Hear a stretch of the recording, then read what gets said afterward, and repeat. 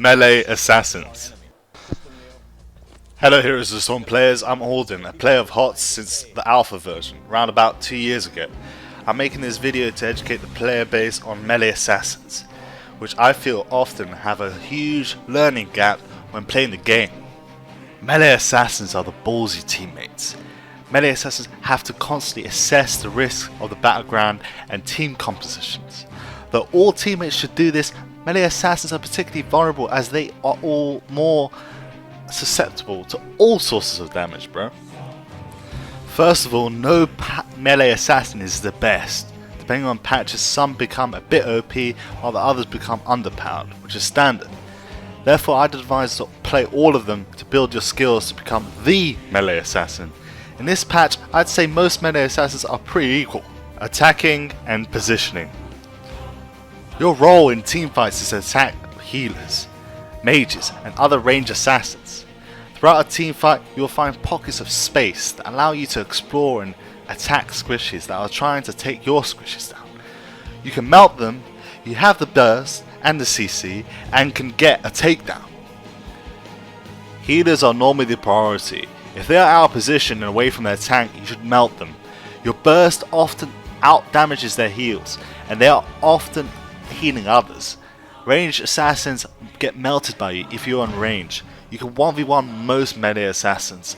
You position yourself as so. Tank here, range there, you behind the tank, that's behind, not in front. Wait for the tank and engage. Combine with your tank's CC or positioning to go in and burst. Obviously you are melee, so you have to be in range to cause damage. Before engaging, here are a couple of tips. Do the other team have more damage than CC? Am I being impatient?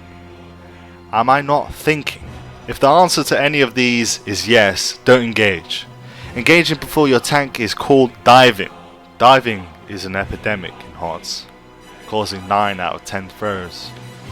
I'm all for being a hero, but don't be a martyr and think that you are dying for a great cause. Unless that cause is to throw. If you dive in first and initiate the fight before the tank does, you're likely going to get CC'd and melted.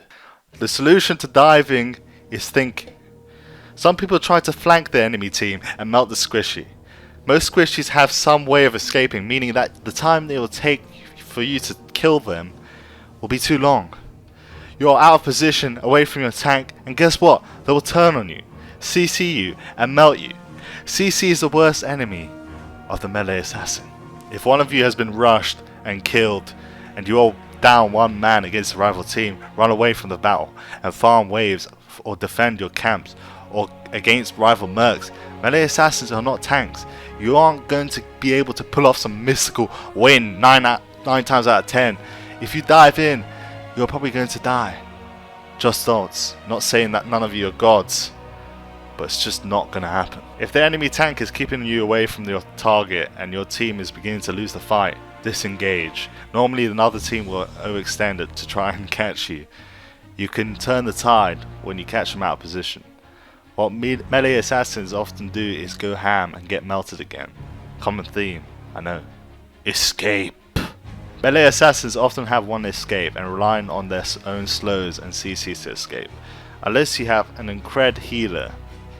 Thus, if you are solo laning, see a gank coming and you miss, then bye bye.